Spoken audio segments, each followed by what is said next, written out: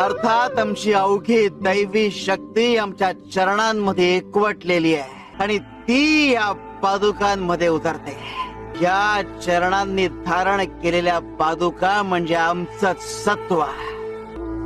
तुम्ही या पादुकांवर डोकं ठेवता तेव्हा तो नमस्कार थेट आमच्या हृदयापर्यंत पोहोचतो. ही डावी पादुका, ही शिवस्वरूप आणि ही उजवी पादुका शक्ती स्वरूप. उजव्या पादुकेतली मारक शक्ती अवगुणांचा, वाईट प्रवृत्तीचा नाश करते आणि डाव्या पादुकेतली तारक शक्ती भक्तांचा उद्धार करते.